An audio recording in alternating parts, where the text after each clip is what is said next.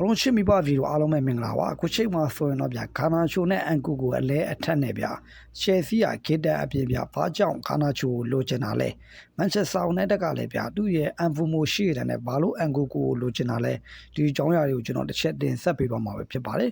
ကျွန်တော်ရှယ်စီတင်းရဗျာကူကလဝါကပ်ပြီးလို့ရှိရင်ဗျာသူတို့ဒီဂျေမီဂစ်တန်နဲ့ပေါင်တန်90နဲ့တဘောတူညီပြီးသွားပြီဗျာခုနှစ်စာချုပ်ရှုံးမှာဖြစ်ပါတယ်2030နှစ်ထိဒါပေမဲ့ဗျာရှယ်စီယာဗျာသူနောက်လာမယ့်ရာဒီမှာ UCN လည်းဝင်ဝင်ရမှာဆိုတော့သူတို့ပါဗျာ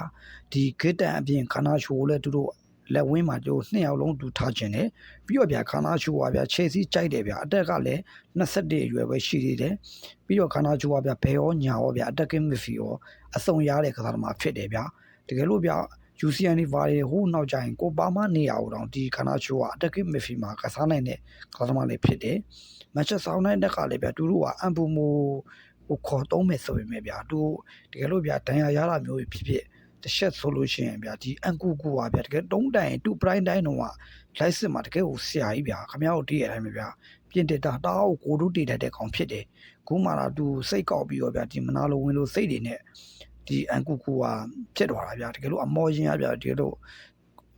ဒီကစားသမားကိုတုံးတက်လို့ရှိရင်ဗျာတကယ်လို့အမော်ရင်ဆိုတာဒီလိုကစားသမားတွေကိုတုံးတက်တယ်ဗျာရောကာရက်တို့ဗာလို့ဆိုလဲမော်ရင်လက်ထပ်မှာတော့လေးအောင်မြင်တာအဲ့လိုပုံစံမျိုးပဲဗျအဲ့ဒါကြောင့်တို့ကအလဲထက်လေးဖြစ်နိုင်တယ်ပြီးတော့ဗျရှယ်ဆီဆိုတာမန်ယူတို့အာဆင်နယ်တို့နဲ့တကယ်ကိုပါရနာဖြစ်တယ်ဗျခုဆိုလဲကီပါကိုကျွန်တော်ပေါင်ကတက်တဲ့ရှယ်ဆီကနေပြီးအာဆင်ကိုလွတ်လိုက်ပြီးကြည့်ရလားမချက်ဆောင်းတဲ့ဆိုလဲဆန်ဂျိုကိုတုံးပြီးတော့ပြီးခဲ့တဲ့ကြာကြီးကပေါင်9တန်းရှယ်ဆီပြီးတယ်တို့မိတ်ဘက်ကလပ်တွေဖြစ်တယ်ဗျရှယ်ဆီဆရာကစားမားရေဆိုမန်ယူတို့အာဆင်နယ်တို့ကကြိုက်တဲ့အတွက်ဒီပြောင်းရွှေ့ရလဲဖြစ်နိုင်ပါတယ်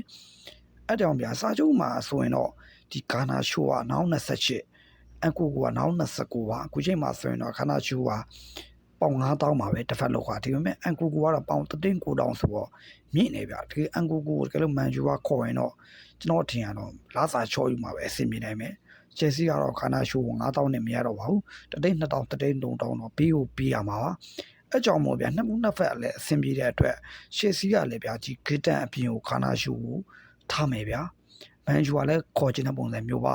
ကျွန်တော်ကတော့ခါနာချိုးကိုကြိုက်တယ်ဗျာဂစ်တန်အပြင်ဘာလို့လဲဆိုခါနာချိုးပါဗျာအတက်လဲငယ်သေးတယ်တကယ်လို့ဗျာသူစိတ်ကောက်ထားရင်မရှိရင်ပေါ့ဘာလို့လဲဆိုတော့သူ